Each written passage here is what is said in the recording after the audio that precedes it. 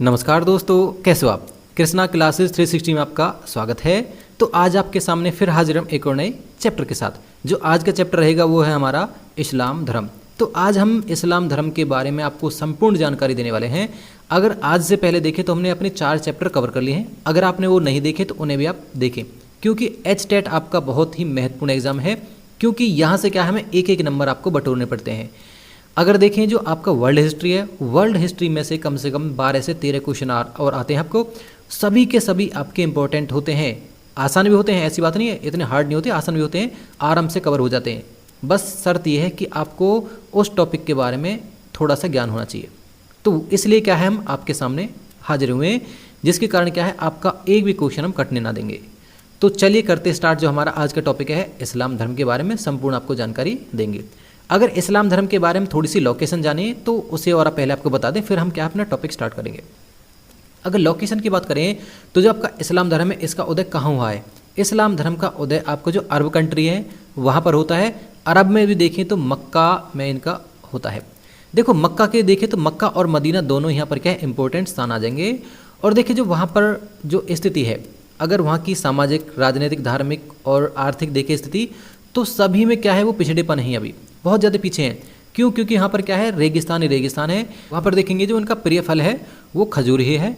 और उसके अलावा क्या है, बहुत ही कम फसल वहाँ पर हो पाती है। जो नदियाँ हैं, सूखी नदियाँ हैं, 12 मासी नदियाँ जो वहाँ पर नहीं है, जिसके कारण क्या है, फसल बहुत कम हो पाती है। तो इसलिए क्या है, वो अपना जो जीवन किस प्रकार व्यतीत कर रहे हैं, घुमक्कड़ जीवन अपना व्यतीत कर रहे हैं। एक स्थान से दूसरे स्थान तक जाकर वो इस प्रकार से जीवन व्यतीत कर रहे हैं। शिक्षा के मामले देखें तो बिल्कुल अशिक्षित हैं, हाँ, तभी उन्हें क्या है, घुमक्कड़ और एक तरीके से बद्दू कह दिया गया है।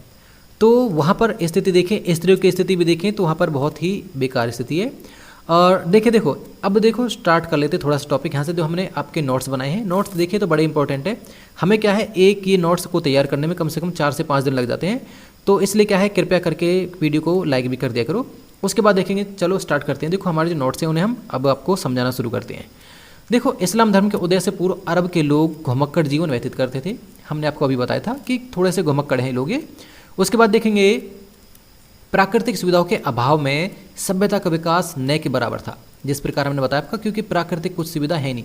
जिस प्रकार देखें हमने अन्य सभ्यताएं देखी थी सभी के सब, जैसे मिस्र है, मेसोपोटामिया है, तो वहाँ पर क्या है, कहीं नील नदी है तो कहीं पर आपका दजला और फरात नदी है। इस प्रकार क्या है, प्रत्येक सभ्यता किसी न किसी नदी के साथ में बसी हुई है, उसी से अपना क्या है, वो व्यापार कर रही है और अपना जीवन व्यतीत कर रही है। परंतु अगर यहाँ पर देखें तो यहाँ पर ऐसी कोई नदी है ही नहीं। जो नदियाँ हैं वो 12 मासी नदियाँ नहीं है, जिसके कारण क्या है, देखो पानी नहीं आ पा रहा है, तो जिसके कारण फसल भी नहीं हो पा रही है। कुछ नदियाँ ऐसी हैं जो लगभग देखें तो 4-5 साल में उन्हें पानी आता था। क्यों? क्योंकि क्या है, बारिश कभी कभी ऐसा होता था कि 4 या 5 साल में बारिश होती थी, कभी कभी ऐसा हो जाता था। तो जिसके कारण क्या है, वहाँ पर स्थिति बहुत ही ज़्यादा खराब हो जाती थी। उसके बाद देखेंगे यहाँ पर 2 प्रमुख नगर हैं, आपका मक्का और मदीना है। ये प्रमुख इनके 2 नगर आ जाएंगे। उसके बाद देखें, देखो अरब समाज कबीलाई समाज था, जैसे मैंने आपको बताया है। क्योंकि वहाँ पर जो जीवन व्यतीत कर रहे थे, कबीलों में अभी रह रहे हैं, वो कबीलाई जीवन व्यतीत कर रहे हैं। प्रत्येक कबीले का नेतृत्व एक शेख द्वारा किया जाता था। एक शेख होता था, मतलब देखिए कि कभी जो कबीला होता था, कबीले का जो स्वामी होता था, कहीं तो जो कबीले का राजा है वो शेख है, एक शेख कहते थे उसे। उसके बाद देखेंगे जो कुछ हद तक क्या है, पारिवारिक संबंधों के आधार पर, लेकिन ज़्यादातर व्यक्तिगत साहस, बुद्धिमत्ता और उदारता की क्या है, आधार पर चुना जाता था। जो शेख है उसका चुनाव किस प्रकार हो रहा है, देखिए यहाँ पर चुनाव हो रहा है, वो होता था आपका, देख सकते हो कि देखो पारिवारिक संबंध तो कह सकते हैं, बाकी क्या ज़्यादातर देखें तो उसके उदारपन से, उसकी बुद्धिमत्ता से, उसके साहस से, इस प्रकार क्या है उसका चुनाव होता था। बहुत से अरब कबीले खानाबदोश होते थे। जैसे मैंने आपको बताया कि क्या है, खानाबदोश जीवन व्यतीत कर रहे हैं, एक स्थान से दूसरे स्थान तक जाकर अपना भोजन की तलाश में। तो देखेंगे खाद्य और ऊँटों के लिए चारे की तलाश में रेगिस्तान के सूखे क्षेत्रों में हरे भरे क्षेत्रों की ओर क्या है जाते थे। देख सकते हो आपकी क्या है, हरे भरे क्षेत्रों की तलाश में घूम रहे हैं। इस्लाम धर्म के संस्थापक जो कौन होते हैं, आपका हजरत मोहम्मद।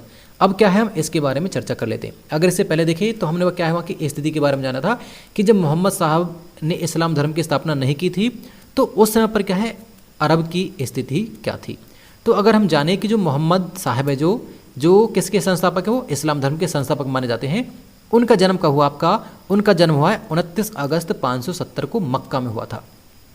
याद रखें, पूछ लेगा, सन पूछ लेता कि उनका जन्म कब हुआ है, 570 ईस्वी में है ये, और आपका कहाँ होता है, मक्का में होता है। उसके बाद देखें इनके पिता का नाम क्या है, अब्दुल्ला होता है, और इनकी माता का नाम होता अमीना। थोड़ा सा यहीं अगर चर्चा कर लें तो आपको बताएं, देखो जब ये व्यापारी होते हैं, वैसे तो अब्दुल्ला नामक जो इनके पिता हैं ये व्यापारी होते हैं, व्यापार के लिए क्या विदेश जाते हैं, विदेश जाते हैं तो वहाँ से क्या वापस लौट रहे होते हैं, और ये पहुँच चुके होते हैं फिर मदीना। मदीना में क्या है, इनकी तबीयत खराब हो जाती है, इसके कारण क्या है, इनकी डेथ हो जाती है। डेथ अब जब होती है तो ये क्या है, मात्र कुछ ही महीनों को होते हैं, मतलब इनका थोड़ा सा बचपन होता है, छोटे होते हैं। उसके बाद में जो इनकी माता होती है अमीना, तो अमीना भी क्या है, जब ये 6 वर्ष के होते हैं तो इनकी मृत्यु हो जाती है। तो इस प्रकार क्या है, ये अनाथ हो जाते हैं। तो इनके जो पालन पोषण कौन करता है, इनके चाचा होते हैं अबू तालिब। तो अबू तालिब इनके चाचा हैं, वो इनका पालन पोषण करते हैं। देखें तो इनके जो चाचे के साथ इनकी थोड़ी सी अनबन रहती है, पर फिर भी क्या है, अबू तालिब इन्हें पालते हैं। उसके बाद देखेंगे इनके जीवन में एंट्री होती है खदीजा नामक एक व्यापारी विधवा की। देखें तो जो खदीजा कौन है, सबसे पहले जाने कि एक व्यापारी होता है, उनकी पत्नी होती है, जिसके कारण क्या है, पहले देखें तो इनकी मृत्यु हो जाती है जो व्यापारी होता है, तो खदीजा हो जाती है विधवा। तो व्यापार फिर क्या है, खदीजा अपने हाथों में ले लेती हैं। उसके बाद देखेंगे जो खदीजा है वो क्या है, इन्हें जो मोहम्मद साहब है इन्हें नौकरी पर रख लेती है, जाते हैं नौकरी के लिए वहाँ पर। तो उसके बाद में देखेंगे ये ईमानदार होते हैं। अगर मोहम्मद साहब की थोड़ी सी बात करें, ये ईमानदार होते हैं, और ईमानदारी के साथ साथ में क्या है, ये इनका नेचर होता है, बहुत सरल स्वभाव का नेचर होता है इनका, तो जिसके कारण क्या है, प्रत्येक लोग इन्हें प्रेम करते थे। उसके बाद देखेंगे तो खदीजा इन्हें अब नौकरी पर रख लेती है, और वहाँ पर क्या है, ईमानदारी से ही काम करता है। और कई जो काफिले जाते थे ऊँटों के, तो कई काफिले ऐसे करते हैं वो कि जिसके कारण क्या है, खदीजा प्रसन्न हो जाती है और इन्हें क्या शादी के लिए ऑफर करती है। ये शादी के लिए क्या मना नहीं कर पाते हैं, और क्या उनसे शादी कर लेते हैं। जब ये शादी करते हैं तो इनकी उम्र 25 साल होती है मोहम्मद साहब की, और खदीजा की उम्र होती है 40 साल। देखें तो ये 15 साल बड़े होते हैं उनसे, 15 साल बड़ी होती हैं, बड़ी होती हैं जो खदीजा है। और इनका जो विवाह होता है आपका 595 ईस्वी में इनका विवाह हो जाता है। उसके बाद देखेंगे जो पैगम्बर मोहम्मद का, आगे देखो पैगम्बर मोहम्मद का अपना कबीला जो कुरैश होता है, कुरैश कबीले के होते हैं ये, और क्या है, वहाँ उनके मुख्य धर्मस्थल पर नियंत्रण होता है। देखो नियंत्रण तो बाद में करेंगे, खैर ये पहली लाइन दे दी, पर फिर भी क्या है, हम देखेंगे आगे चर्चा करेंगे। अब देखो चर्चा कर लेते हैं, देखो उस स्थान की जहाँ पर क्या है, जिसकी पूजा करते थे। कब, जब इस्लाम धर्म की उत्पत्ति नहीं हुई थी तब की बात है।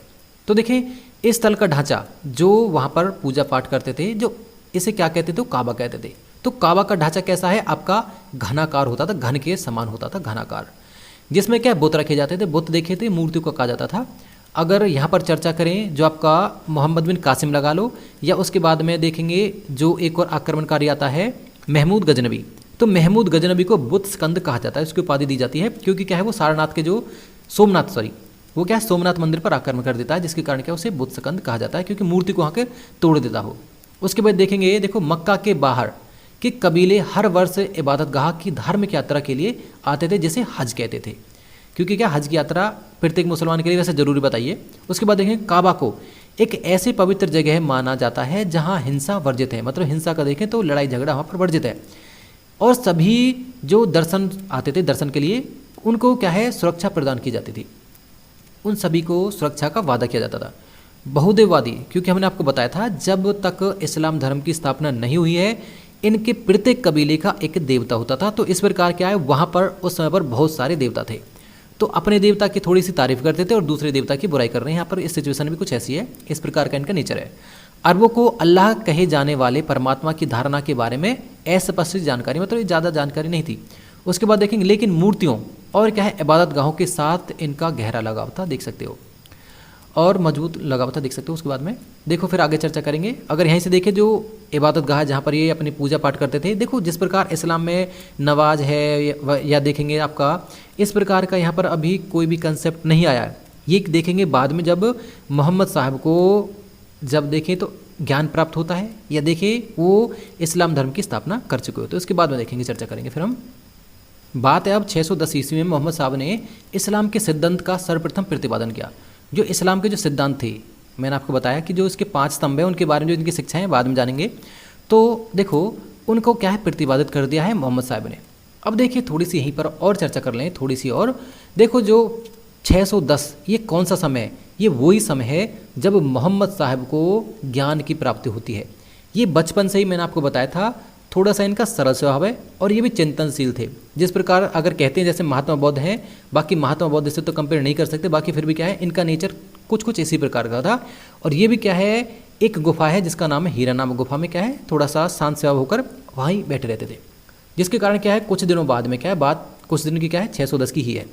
610 में फिर इन्हें क्या है ज्ञान प्राप्त हो जाता है। ज्ञान प्राप्त अगर पूछ लेता है कि कहाँ हुआ था, तो हीरा नामक गुफा में इन्हें ज्ञान प्राप्त हुआ था।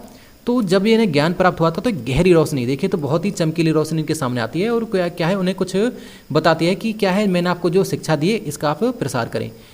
उसी दिन से क्या है ये इसके अल्लाह के दूत बन जाते हैं, जिन्हें रसूल कह सकते हैं हम। तो उसके बाद देखेंगे जब इन्हें ज्ञान की प्राप्ति होती है उस रात को क्या है, क्या कहते हैं उस रात, शक्ति की रात कहते हैं उस रात को।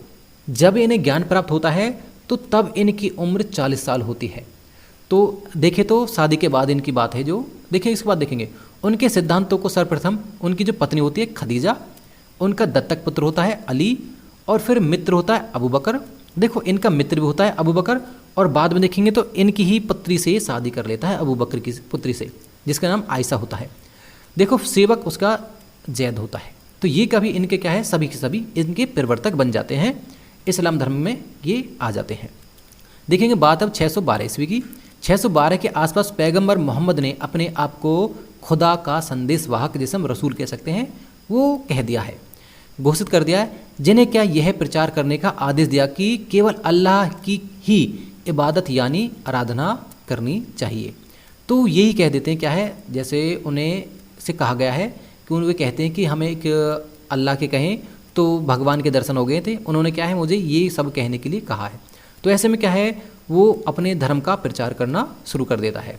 फिर देखेंगे सन 612 से 632 जब तक इनकी मृत्यु होती है, 632 में इनकी मृत्यु हो जाती है, में पैगंबर मोहम्मद ने एक ईश्वर अल्लाह की पूजा करने का और आस्तिकों, जो उम्मा कहते थे, जैसे आस्तिक होते थे जो इस्लाम धर्म में या इस्लाम धर्म की जो मान्यता रखते थे, उन्हें उम्मा कह दिए गए, कि एक ही समाज की सदस्यता का प्रचार किया जो इस्लाम का मूल है या मूल था।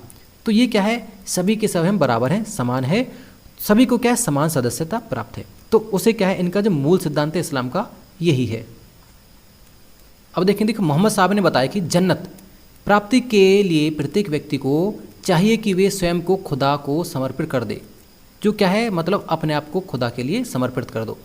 इस समर्पण को इस्लाम कहा गया है। देखो इसे ही क्या है इस्लाम कहते हैं। अगर पूछ ले इस्लाम क्या है, तो अपने आप को खुदा के लिए समर्पित कर देना ही इस्लाम कहलाता है। इसके बाद देखेंगे इस धर्म सिद्धांत को जो स्वीकार करते थे उन्हें मुसलमान कह दिया गया या मुस्लिम कह दिया जाता था, जो इसके क्या समर्थक बन जाते थे। मुसलमानों को शीघ्र ही जो ये थे जो इनके समर्थक थे, यहाँ पर मुसलमान अभी उन्हें कहा गया है, मुसलमानों को शीघ्र ही मक्का के समृद्ध लोगों को के क्या है बाहरी विरोध का सामना करना पड़ा है। अब देखेंगे यहाँ पर बाहरी विरोध का सामना क्यों करना पड़ा है, क्योंकि क्या है देखें तो जो मोहम्मद साहब हैं उनके जो देख सकते हो जो परिवार है वो मूर्ति बनाने का काम करता था। और यहाँ पर देखेंगे जो मोहम्मद साहब की शिक्षा है, सबसे पहली शिक्षा वही है कि ये क्या है मूर्ति पूजा का खंडन कर रहे हैं। तो वो मूर्ति मतलब मूर्ति वो बना रहे हैं, तो जिसके कारण क्या है उनकी मूर्तियाँ बिक नहीं पा रही थी, जिसके कारण क्या है जो मक्का के लोग इनके स्वयं के जो घर वाले थे, क्योंकि क्या जो कुरैश कबीला था वो मूर्ति बेचने का काम करता था, तो इसलिए क्या है इनका जो खुद का जो परिवार है वो इनका विरोध करता है। उसके बाद देखेंगे जिन्हें देवी देवता को क्या ठुकराया जाना बुरा लगा। देखो ठुकराया जाना बुरा क्यों लगा है, मैंने अभी आपको बताया, क्योंकि क्या मूर्ति ये बेचते थे और उनका ये खंडन कर रहे थे। अब देखेंगे जिन्होंने नए धर्म को मक्का की प्रतिष्ठा और समृद्धि के लिए खतरा माना, क्योंकि खतरा तो ये इसलिए मान रहे थे। अब देखेंगे देखो जब मक्का में मोहम्मद साहब का विरोध बढ़ गया तो ये 622 में अपनी कुछ साथियों के साथ मदीना चले गए। मक्का से मदीना की यात्रा जाने को ही क्या कहते हैं, इसे हम कहते हैं जब इस्लाम धर्म का उदय होता है, मतलब इस्लाम धर्म की स्थापना कहते हैं, जिसे क्या कहते गए, इसे कहते थे हिजरत कहते थे इसे। उसके बाद देखेंगे आगे चर्चा करते हैं। देखो मक्का से मदीना की यात्रा हिजरत, अभी आपको मैंने बताया इसे हिजरत कहा गया है, हिजर कहा जाता था। जिस वर्ष उनका आगमन मदीना में हुआ उस वर्ष से मुस्लिम कैलेंडर, जो इनका जो कैलेंडर है मुस्लिम कैलेंडर या पंचांग हिंदी में कहें तो शुरू हो जाता है, जैसे हिजरी सम्मत भी कह दिया गया है। हिजरी सन का पहला वर्ष 622 ईस्वी मान लिया गया है कि 622 इनका पहला साल है। हिजरी वर्ष जो चंद्र वर्ष है जिसमें 354 दिन 29 अथवा क्या 30 दिन के 12 महीने होते थे। अगर देखें यहाँ पर थोड़ा सा बात करें, क्वेश्चन आ जाएगा, बिल्कुल इंपॉर्टेंट क्वेश्चन बनता है। अगर चंद्रवर्ष पर आधारित था इनका, देखो अगर हम अपना पंचांग देखें तो हमारे क्या सूर्य वर्ष पर आधारित है कि दिन और रात इस हिसाब से, परंतु क्या है चंद्रमा पर के हिसाब से चलते थे कि जब चंद्रमा का उदय हुआ, चंद्रमा अस्त हुआ है तो चंद्रमा को मान रहे ज़्यादातर ये।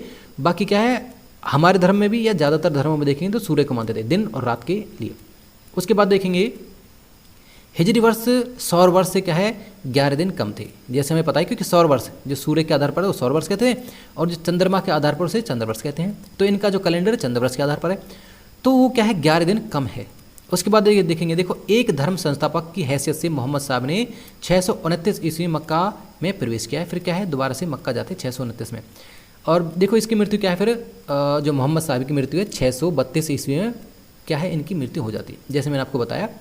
अब क्या है दोबारा से और चर्चा कर लेते हैं कुछ इंपॉर्टेंट बातों के लिए।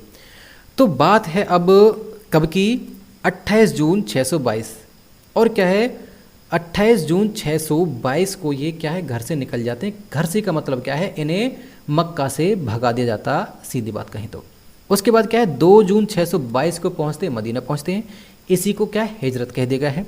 उसके बाद देखेंगे जब ये मदीना पहुँच जाते हैं तो वहाँ पर क्या है ये अपना बदला लेने के लिए या कहीं तो प्रसार करने के लिए, कहीं तो बदला ही है वैसे तो, ये क्या है एक युद्ध लड़ते हैं। किन के साथ, मक्का और मदीना के साथ, दोनों के बीच युद्ध होता है। मक्का मदीना कहें तो अपने ही कुल के साथ इनका युद्ध होता है। मक्का में जो ये थे पहले, अब जा चुके मदीना, तो मदीना से और क्या है मक्का के बीच में क्या है दोनों के बीच में युद्ध होता है। जैसे क्या कहते थे, जैसे बद्र की लड़ाई कहते हैं, जैसे सबसे ज़्यादा इंपॉर्टेंट, क्योंकि क्या है मोहम्मद साहब की पहली लड़ाई होती है बद्र की लड़ाई। इसमें देखेंगे कुरैश कबीले के बीच, जैसे मैंने आपको बताया कुरैश कबीले के बीच और क्या है इन दोनों के बीच होता है युद्ध। जब की बात है जब आपका 13 मार्च 624 की बात है। इसमें क्या है मोहम्मद साहब जीत जाते हैं। अब क्या है जो कुरैश कबीला होता है अपना बदला लेने के लिए क्या है फिर दोबारा से युद्ध करता है, जिसे हम क्या है उहुद का युद्ध कहते हैं। याद रख लें उहुद का युद्ध। उहुद का युद्ध होता है आपका 21 मार्च 622 को। इसमें फिर क्या है जो मोहम्मद साहब है वो हार जाते हैं, क्योंकि क्या है ये बड़ी सेना 4000 के करीब सेना लाते हैं जो मक्का वासी होते हैं, जो इनके परिवार के लोग हैं, जिसके कारण क्या है मोहम्मद साहब की हार हो जाती है। अब देखो मोहम्मद साहब इनका बदला लेने के लिए क्या है फिर युद्ध करेंगे, तो उसे कह देगा आपका खंदक की लड़ाई। जब क्या है देखो खंदक की लड़ाई है क्या, यहाँ से अगर चर्चा करें जो मोहम्मद साहब हैं वो बदला लेने के लिए एक सेना तैयार करते हैं। इसका पता चल जाता है कुरैश को, जो कुरैश कबीला है, तो वो क्या है पहले ही अपना क्या है इंतजाम करते हैं और सेना तैयार होने से पहले क्या है वो चल पड़ते हैं मदीना की तरफ। जब मदीना जा रहे होते हैं तो जो मोहम्मद साहब है उन्हें पहले ही पता चल जाता है कि कुरैश के लोग आ रहे हैं, जिसके कारण क्या है वो मदीना के चारों तरफ गड्ढे या खाई खुदवा देते हैं। खाई खुदवाने के कारण क्या है जब अरबवासी कहें, सॉरी यहाँ पर देखेंगे जो आपका जो कुरैश कबीले के लोग हैं वो जब वहाँ पर पहुँचते हैं तो गड्ढों को देखते हैं तो वो क्या अचानक से पीछे से हम देखें तो हमला बोल देते हैं। हमला बोलने के कारण क्या है सभी के सभी खाई में गिर जाते हैं और जिसके कारण क्या है मोहम्मद साहब की हो जाती है जीत। जब देखो जो गड्ढा खोद देते हैं, गड्ढे खोदने के कारण इसे क्या है खंदक की लड़ाई कहते हैं। इसी के नाम पर इसका नाम क्या है खंदक की लड़ाई पड़ गया है। ये लड़ाई कब हुई थी आपको 13 मार्च 627 को होती है और इसमें क्या है मोहम्मद साहब जीत जाते हैं।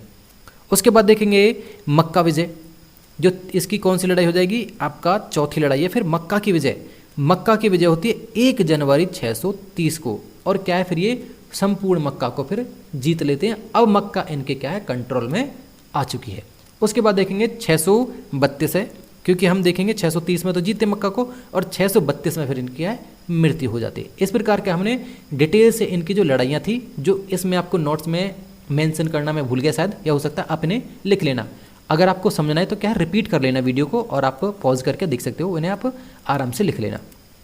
इस प्रकार क्या है ये 5 लड़ाई लड़ते हैं, बद्र की, अहूद की, खंदक की, मक्का की। तो इस प्रकार क्या है 4 लड़ाई होगी। 4 लड़ाइयों के बीच में क्या है ये विजय प्राप्त होती है और ये मक्का और मदीना इनके कंट्रोल में हो जाता है। चलो आगे चर्चा करते हैं। देखो मुस्लिम समुदाय, जो मुस्लिम शब्द होता है कृषि और व्यापार से प्राप्त होने वाले राजस्व को इसके अलावा खैरात कर से जीवित रहते थे। मतलब देखें तो इनका जो टैक्स सिस्टम था वो क्या था, टैक्स में क्या है राजस्व हो गया जो टैक्स लेते थे कृषि से, उसके बाद में क्या है खैरात था इनका जो है जो अपनी मर्जी से देते थे, जैसे जक़ात कहते थे। 2 थे, खैरात अलग वैसे जक़ात अलग है। तो इनसे क्या है, ये अपना जीवन व्यतीत कर रहे हैं जो वहाँ के राजा लोग हैं। अब देखेंगे मदीना उभरते हुए इस्लामी राज्य की प्रशासनिक राजधानी और मक्का धार्मिक केंद्र बन चुका है। याद रखें, मदीना तो आपकी क्या है, मदीना प्रशासनिक राजधानी है और मक्का हो जाएगा आपकी धार्मिक राजधानी हो जाएगी। पहले 4 खलीफाओं के पैगंबर मोहम्मद के साथ अपने गहरे नज़दीक संबंध थे।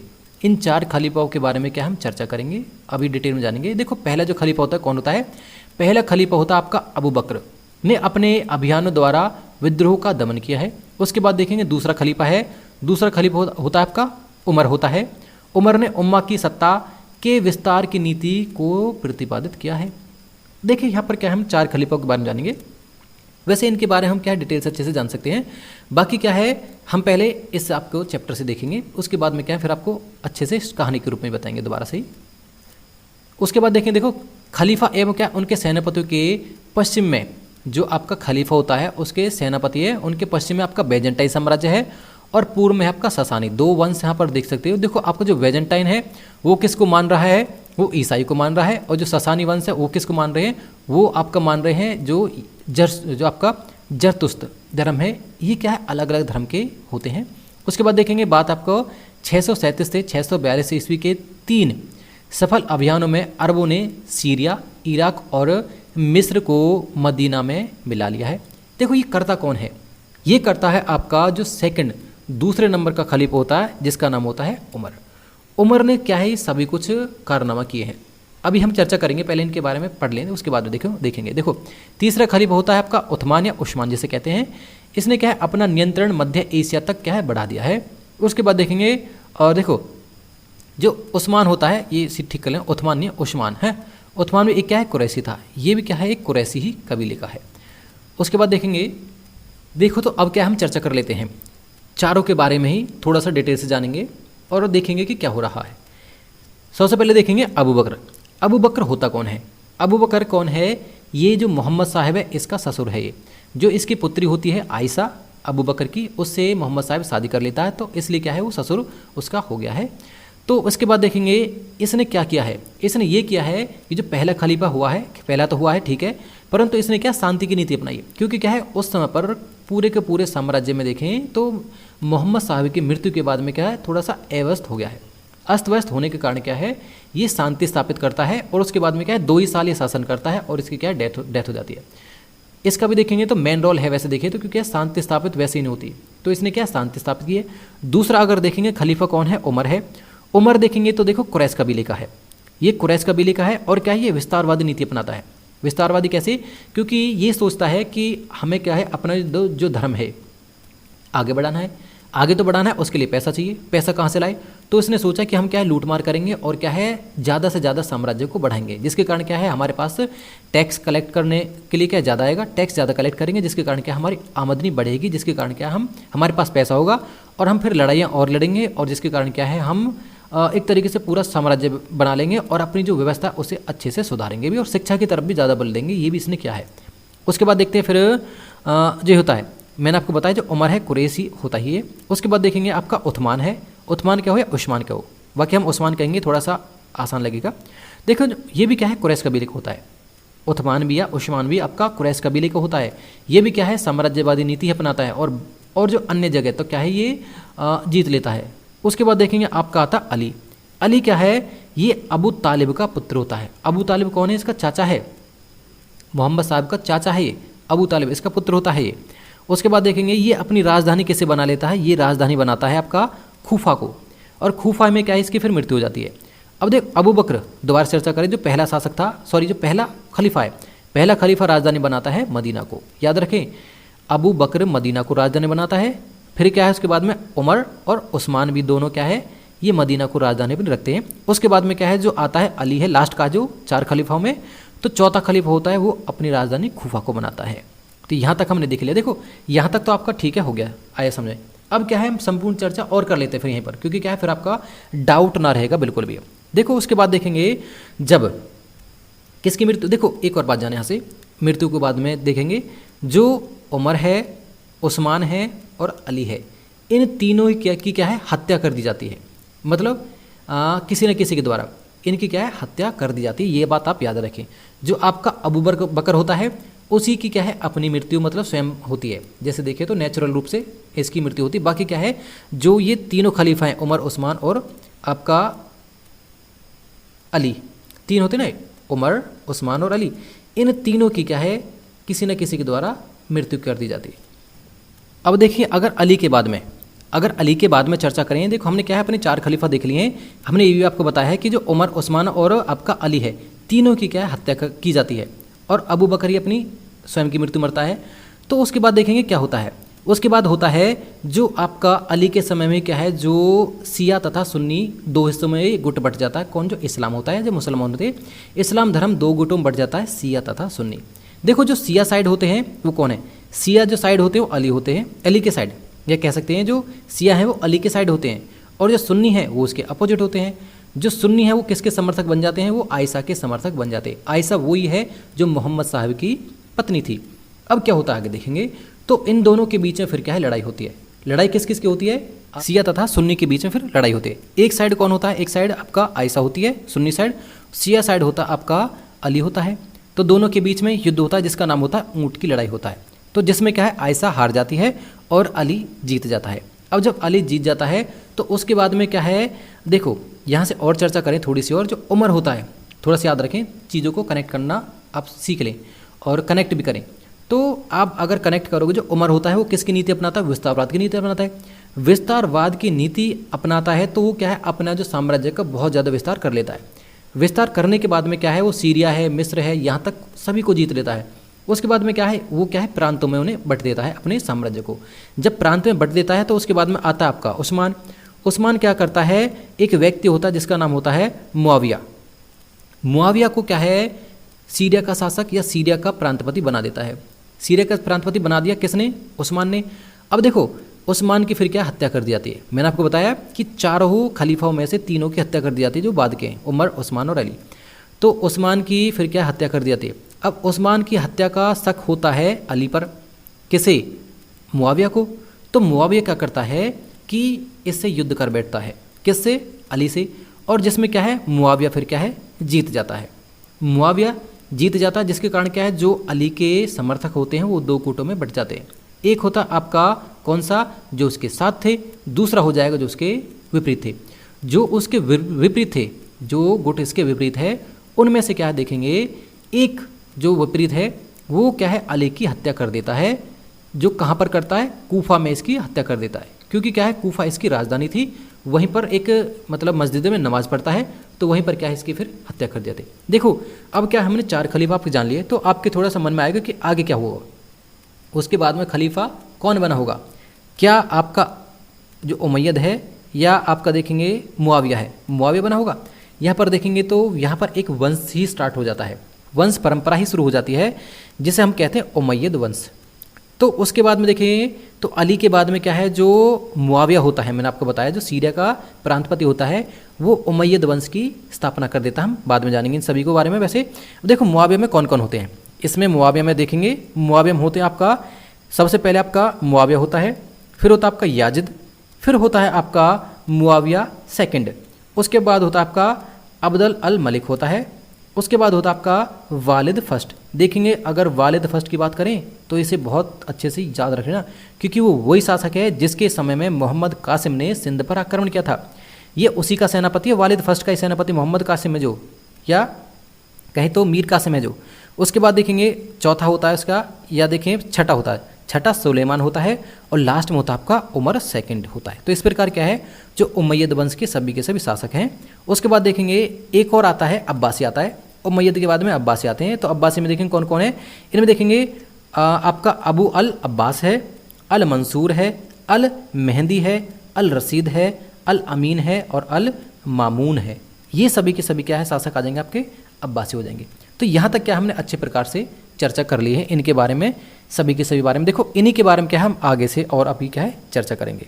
तो चलते हैं, स्टार्ट करते हैं। देखो जीते गए सभी प्रांतों में जो आपका खलीफाओं ने नया प्रशासनिक ढांचा लागू किया। मैंने आपको बताया जो नए जीते हुए क्षेत्र हैं, जो किसने जीते थे, वो आपका उमर ने जो जीते हैं। उसके बाद देखेंगे केंद्रीय राजकोष अपना राजस्व मुसलमानों द्वारा अदा किए गए या किए जाने वाले करों से और देख सकते हो आप। और इनके अलावा धावों से, जो धाव मतलब धावा बोले था, उन पर जो अपने अन्य अन्य जो राज्यों पर कह सकते हैं कि क्या है लूट और क्या है अपने हिस्से से प्राप्त करते थे। मतलब लूट मार करना और ये सारा करना इन्हीं का ये काम है।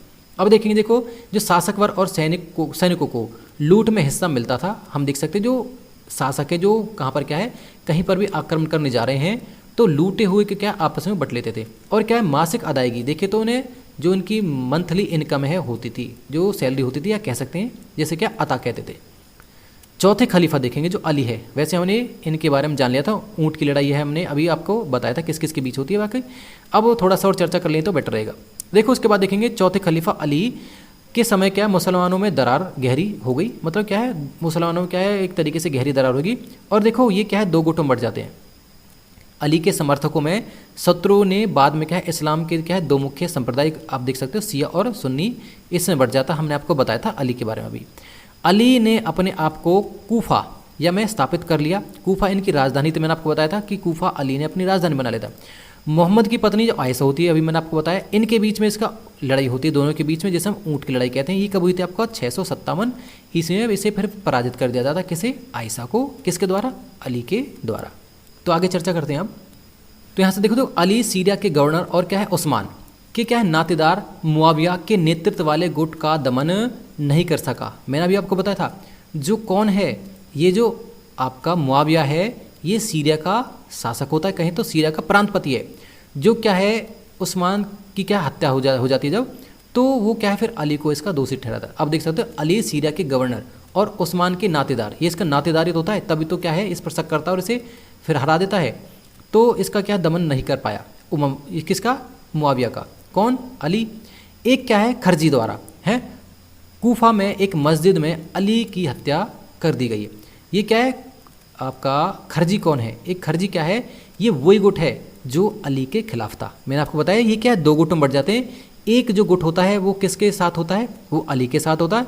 जो दूसरा गुट होता है उसे ही खरजी कहा गया। याद रखिए भी कि जब क्या है, दोबारा बताएं आपका किस किस के बीच में, मुआविया तथा अली के बीच में जब युद्ध होता है तो युद्ध में कौन जीत जाता है, मुआविया जीत जाता है। तो इससे अली से क्या है फिर इसके जो समर्थक होते हैं अली के समर्थक, वो फिर क्या है नाराज हो जाते हैं, कुछ इसके साथ रहते हैं और कुछ इसके अपोजिट हो जाते हैं। जो इसके अपोजिट होते हैं वो ही होते हैं खरजी, और खरजी ही क्या है फिर इसकी किसकी, अली की हत्या कर देते हैं। कहाँ पर, कूफा में, कूफा की एक मस्जिद में। अली इनके क्या है अनुयायियों ने इसके क्या है पुत्र होता है हुसैन के प्रति क्या है अपनी निष्ठा प्रकट की है। फिर उसके बाद में क्या है भाई निष्ठा प्रकट करनी क्या है जायज़ है, क्योंकि क्या है अब इसकी मनसा थी इनकी जो कहाँ पर है, जो यहाँ पर रह रहे थे आपका कूफा में, कि अब क्या है इसे खलीफा बनाया जाए। परंतु क्या है इसके बाद में फिर क्या है मुआविया शक्तिशाली होता है, वो क्या है स्वयं क्या है उमैयद वंश की फिर स्थापना कर देता है। फिर देखेंगे देखो जो इसका पुत्र होता है हुसैन, इसके और आपका जो मुआविया होता है इसके पुत्रों के बीच में दो युद्ध होंगे। दो युद्ध क्या एक युद्ध होगा वैसे तो, उसे भी जानेंगे अभी। हुसैन के बीच में और जाने मुआविया के पुत्र के बीच में युद्ध होगा, देखेंगे अभी इसी को लेकर, खलीफा को लेकर। देखो उसके बाद देखेंगे मुआविया ने 661 ईस्वी में अपने आप को अगला खलीफा घोषित कर क्या है उमैयद वंश की स्थापना की, जो 750 ईस्वी तक चला।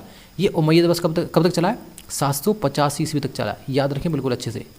अब देख सकते हो देखो उमैयद वंश, जो उमैयद वंश से 90 वर्ष तक क्या है और क्या है अब्बासी 2 शताब्दियों तक सत्ता में बने रहे। जो हमने आपको बताया था कि 2 वंश यहाँ पर आते हैं, कौन कौन से, उमैयद और अब्बासी।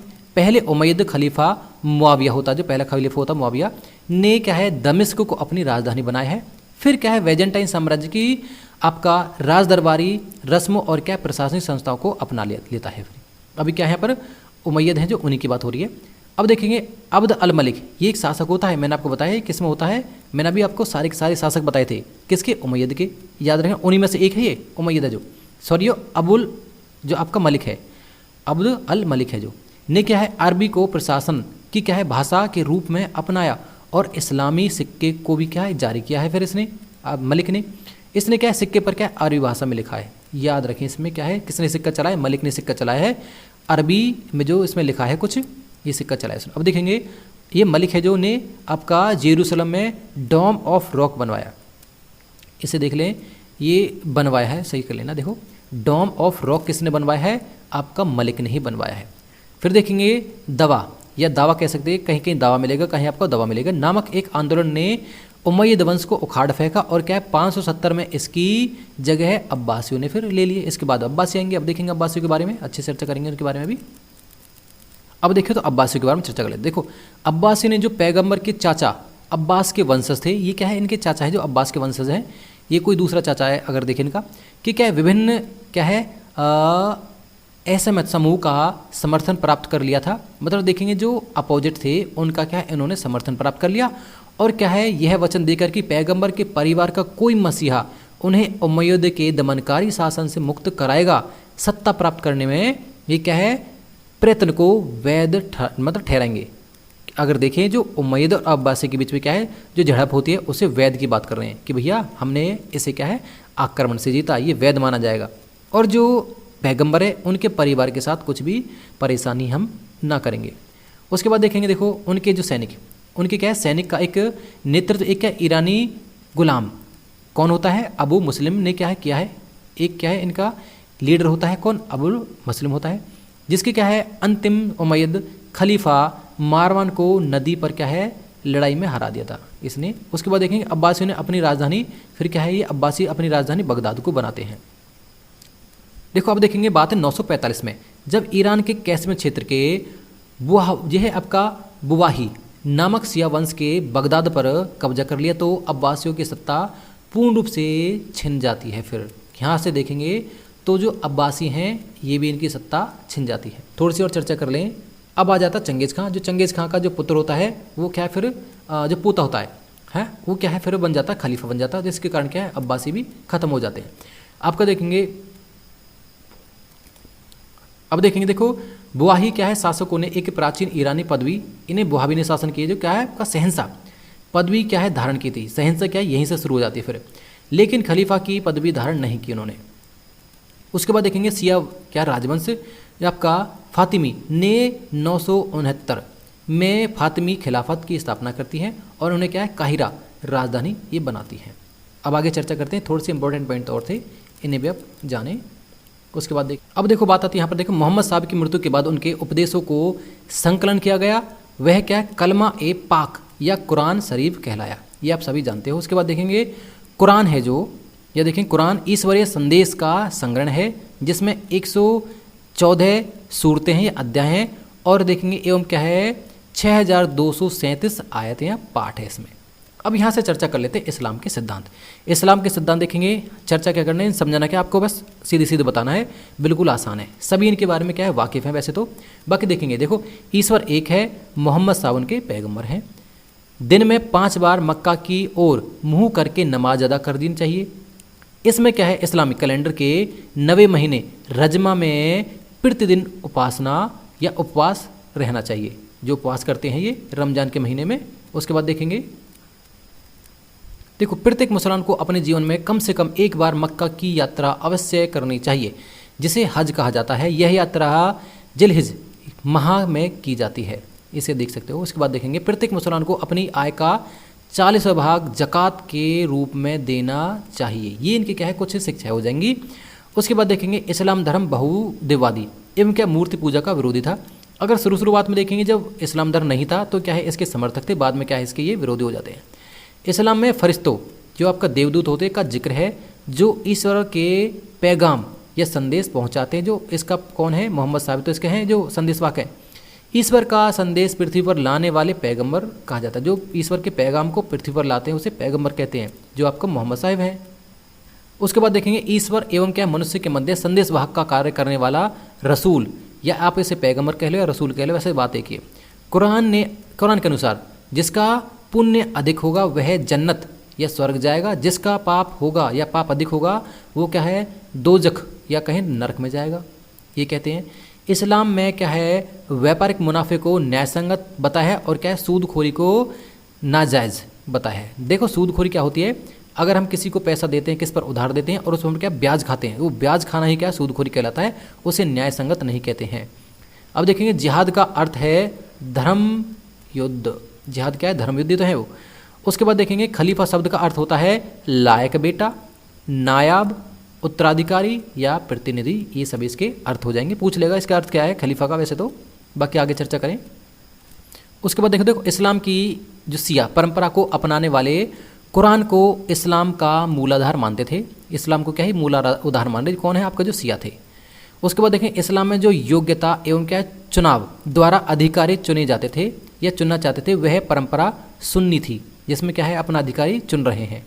उसके बाद देखेंगे इस परंपरा ने क्रम से अबू बकर, उमर, उस्मान को खलीफा घोषित किया था। इसी परंपरा ने देखिए तो धार्मिक विद्वानों जैसे आपका उलेमा है, आपको उलेमा वर्ड मिलेगा देखे थे, उलेमा है के लिए कुरान से प्राप्त ज्ञान, पैगंबर का आदर्श व्यवहार, ईश्वर की इच्छा को जानने का एकमात्र तरीका था। देखो जो उलेमा का इनका काम क्या है, इनका काम यही है कि जो आपका कौन है कुरान है उस पर टीका लिखना और उस पर क्या है देखेंगे चर्चा करना और उनके बारे में क्या है लोगों तक शिक्षा पहुंचाना, ये उलेमाओं का काम था। बाद में देखेंगे इनका काम रहेगा तो वही, परंतु क्या है इनकी थोड़ी सी स्थिति बदल जाएगी, थोड़े से लालची हो जाएंगे और क्या है इस्लाम के कट्टर हो जाएंगे। उलेमा अपना क्या समय कुरान पर टीका, जैसे मैंने आपको बताया था, मोहम्मद के प्रामाणिक उक्तियों और कार्यों को लेखाबद्ध करना इनका काम था। उसके बाद देखिए 8वीं और 9वीं शताब्दी में कानून को 4 शाखाएं, जो कानून की 4 शाखा कौन सी, मालिकी, हनीफी, सफ़ीही और आपका हलबली, ये शाखा आ जाएंगी। जो आपका हलबली शाखा है वो या आपका हनीफी, ये भी देखेंगे, ज़्यादा हनीफी देखेंगे, यह है आपकी कट्टर शाखा है मुस्लिम की, बन गई, जिसमें से प्रत्येक का नाम एक प्रमुख विधिवेता कहें तो आपका कि नाम पर रखा गया। उसमें से क्या है अंतिम शाखा सर्वप्रथम रूढ़िवादी थी। मैंने आपको बताया जो अंतिम शाखा ये भी आपका हलबली भी, वैसे हनीफी भी क्या है रूढ़िवादी ही है। अब देखेंगे 11वीं शताब्दी के प्रारंभ में जो आपका हनीफी होता है या आपका इसी का शासक देखिए तो इसी का समर्थक होता है कौन, जो औरंगजेब होता है वो।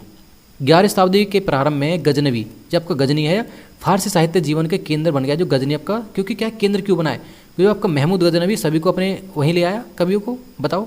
देखो गजनी के महमूद गजनी में अपने क्या है चारों वो क्या है कवियों का एक समूह एकत्रित कर लिया। मैंने आपको बताया जहाँ भी जो ऐसे लोग मिलते थे विद्वान या कहें बुद्धिजीवी, उन्हें सभी को उठाकर ले आता था। अल-बुरूनी उनमें से एक था वैसे तो, जिन्होंने क्या काव्य संग्रह और क्या महाकाव्यों की रचना की है। फिरदौसी इनमें से वो भी एक है। रचित क्या है शाहनामा, देखेंगे इस्लामी साहित्य की एक श्रेष्ठ कीर्ति ही मानी जाती है। इसमें परंपरा और क्या आख्यानों का संग्रह है। उसके बाद देखेंगे देखो शाहनामा का सबसे लोकप्रिय आख्यान रुस्तम है। इसमें क्या प्रारंभ से लेकर अरबी की विजय तक, ईरान की अरब जो है आपको अरबों की विजय तक ईरान की चित्रण व्याख्या शैली है, मतलब चित्रों के साथ उसने क्या व्याख्या कर रखी है आपका रुस्तम जो का रुस्तम का है आपका शाहनामा है। जो इसमें शाहनामा में बगदाद निवासी इब्न नदीम की पुस्तक जो आपका सूची में ऐसी बहुत सी क्या पुस्तक है इनकी, देखो जो बगदाद के निवासी हैं इब्न नदीम है, जो इनकी जो पुस्तकों की एक सूची थी उस पुस्तक में क्या है आपके देखेंगे उनकी पुस्तकों का उल्लेख है जिस जो क्या है पाठकों की नैतिक शिक्षा और उनके मनोरंजन के लिए लिखी गई हैं। बहुत सारी इनमें क्या संग्रह कर रखा है। इसमें सबसे पुरानी पुस्तक जानवरों की कहानी का संग्रह है, जिसमें क्या है आपका जिसका नाम आपका कलीला एवं क्या है दीमना है। ये देख सकते कलीला और दीमना क्या है किसकी पुस्तक है, ये आपके जानवरों की कहानियों की पुस्तक है। आपका कलीला एवं क्या है दिमना दो क्या है गीदड़ों के नाम है जो उनके क्या मुख्य पात्र हैं, जो उनके क्या है देखेंगे मेन लीडर हैं वो आपका दिमना और कौन है आपका कलीला जो गीदड़ है। यह पुस्तक है पंचतंत्र से संस्करण का अरबी अनुवाद है, देख सकते हो आपके अरबी में अनुवाद किया गया है जो हमारे पंचतंत्र इसका। उसके बाद देखेंगे देखो बसरा के क्या है आपका जहीज ने अपनी पुस्तक किताब अल क्या है बुखारा में कंजूसों के बारे में मन बहलाने वाले किस्से इकट्ठे किए हैं इसने। उसके बाद देखेंगे मसूदी को क्या है पुस्तक, जो मसूदी की पुस्तक कहीं तो आपका मुरुज अल दहाब में भूगोल और सामान्य इतिहास के बारे में बताया गया है। और उसके बाद देखेंगे किताब दे रखी है अच्छी अच्छी, इसे आप याद रखें क्योंकि क्या है यहाँ से भी क्वेश्चन आपको किताबों से आ जाते हैं। आपका फिर है तहकीक ए हिंद, यह आपका क्या है किताबुल हिंद है जो आपका अल-बुरूनी ने अरबी भाषा में लिखी है। इसके बारे में आप इनके देखो अगर अल-बुरूनी है, अगर हमें जो भारत का इतिहास पढ़ेंगे इनके बारे में सभी जो इस प्रकार के जो बाहरी जो आए थे बाहर थे जो यात्री आए थे इनके बारे में सभी के बारे में चर्चा करेंगे। इसका क्या है अरबी से अंग्रेजी में अनुवाद क्या है एडवर्ड सचाऊ ने किया है, एडवर्ड सचाऊ करता है इनका क्या है जो अनुवाद करता है। किताबुल हिंद को 11वीं शताब्दी या 11वीं सदी के भारत का दर्पण भी कहा जाता है। अल-बुरूनी क्या है खारिज में या फारस के जो खीवा का नगर का निवासी था जो मोहम्मद गजनवी के साथ क्या भारत आया था। मैंने आपको बताया मोहम्मद गजनवी क्या है इस प्रकार के सभी व्यक्तियों को क्या है अपने देश में ले आता था। इसी के साथ में क्या है कौन ये जो आपका गजनवी है गजनवी के साथ जो आपका अल-बुरूनी है वो भारत आता है। तो अगर इस प्रकार देखिए हमारा जो चैप्टर है ये भी इस्लाम का उदय है, इसका विकास है, सभी के हमने क्या है अच्छे प्रकार से चर्चा की है और आपको स्टोरी टाइप में डिटेल से बताया भी है। तो इस प्रकार क्या है हमारा ये भी वीडियो समाप्त होता है।